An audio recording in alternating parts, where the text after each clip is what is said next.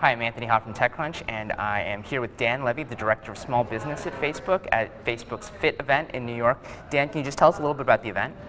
Yeah, this is the first in a series of 5 events we're doing across the country. We're calling it the Facebook FIT event. You can think of it like a boot camp for small business owners to help get their business in shape, whether they're just getting started or they're an experienced business owner.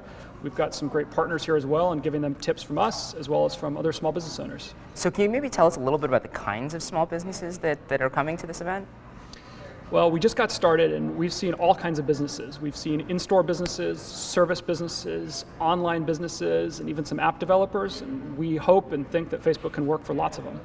And so, I mean, the big component of this is education. I mean, do you find that small businesses, kind of have a pretty good intuitive grasp about what Facebook, is offering them, both from, a marketing and advertising perspective, or do you have to is there a lot of work to be done there?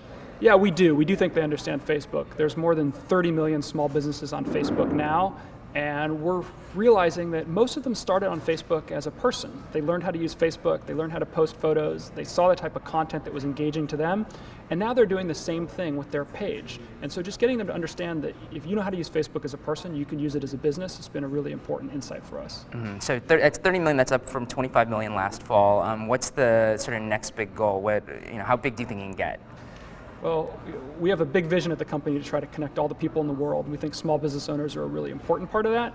We're really focused right now on mobile. We know tons and tons of people are on mobile devices. We're seeing it with people on Facebook, and we think we're going to start to see even more of it with business owners as well. Mm-hmm. And so one of the things you also talked about was this idea of sort of trying to help small business owners out more, both just in terms of giving them more information, but also sort of maybe, it's not just sort of about these online tools. I mean, can you just talk a little bit about maybe what's new in terms of how you're working with small businesses and the tools you're offering them? Yeah, well, this event is a changing moment for us, to get out and actually see customers face to face, to put a face on Facebook, as we say. We've been working primarily online. People had figured it out and figured out how to use it. And we're trying to do more to help them understand, not just by meeting them face to face, but introducing them to other small business owners through communities where they can meet and learn from each other, as well as trying to provide more proactive advice and tips. So if we can see things they're doing or new products that they might want to take advantage of, we can let them know about it online. But I would have to imagine that on some, just because, like you said, there are so many of like 30 million, a lot of that has to not be sort of one-on-one interactions, whether it's online or offline, but also sort of through kind of other resources that you're providing.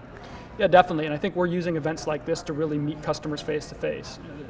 30 million is a big number, but actually knowing that there's a real person behind each of those is important, and we're trying to figure out how are they connecting. One of the things that we've heard from a lot of small business owners is they'll leave events like this and they'll go back to their communities or their local chambers, and they may teach another 10 or 100 business owners what they learned. And we think there's a real power to being able to educate some people and have them take that message, because it's going to help them and their communities and their businesses.